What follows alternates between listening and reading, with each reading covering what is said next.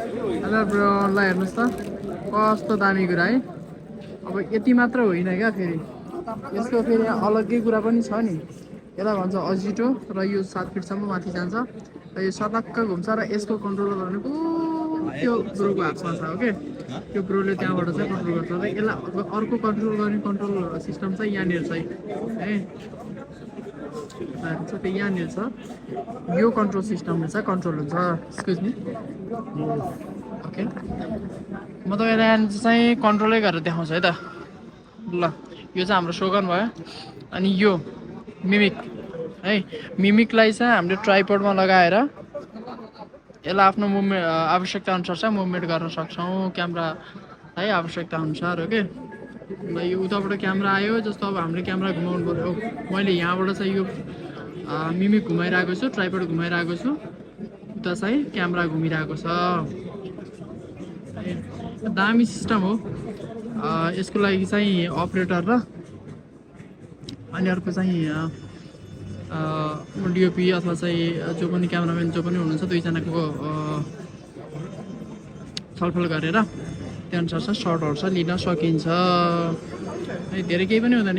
Mimic भने यति हो यही हो। पावर गएको यतापट्टि चाहिँ यो पावर बटन भइहाल्यो। यो यता स्लिपमा राख्नु चिज चाहिँ रोल टिल्ट प्यान तिनवटा कुराहरू छ। यो तिनवटा प्लस यो छ है। यसलाई कममा चाहिँ यत्रो बन्छ भने बढीमा 7 फिटसम्म चाहिँ माथि जान्छ।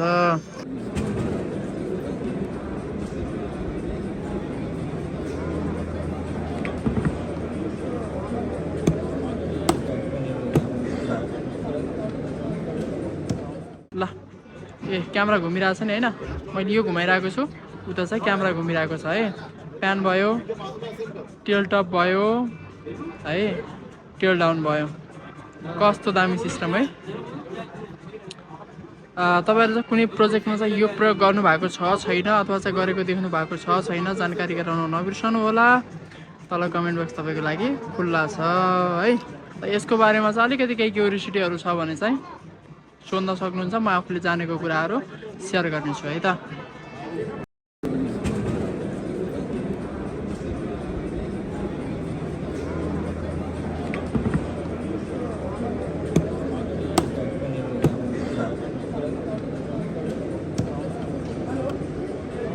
क्यामेरा कुन छ त्यो क्यामेरा पनि हेरौँ न त है।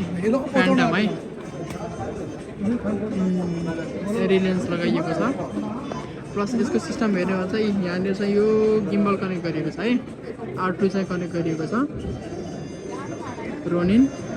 यो रोनिनलाई चाहिँ यहाँनिर कनेक्ट गरिसके पछाडि तलपट्टि यहाँनिर यो अजिटो छ है। अजिटोलाई चाहिँ यहाँनिर चाहिँ पावर दिएको छ र उसले चाहिँ यो यताको कन्ट्रोल सिस्टम गरेर चाहिँ चलाइन्छ।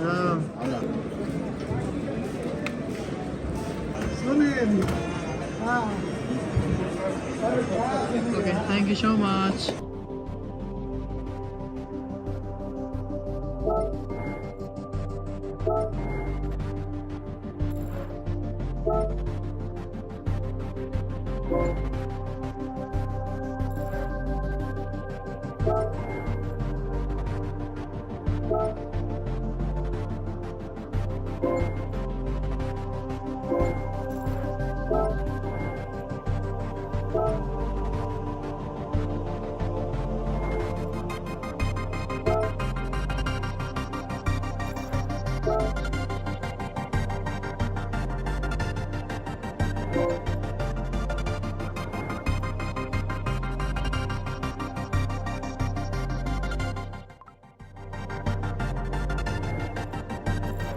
Bye.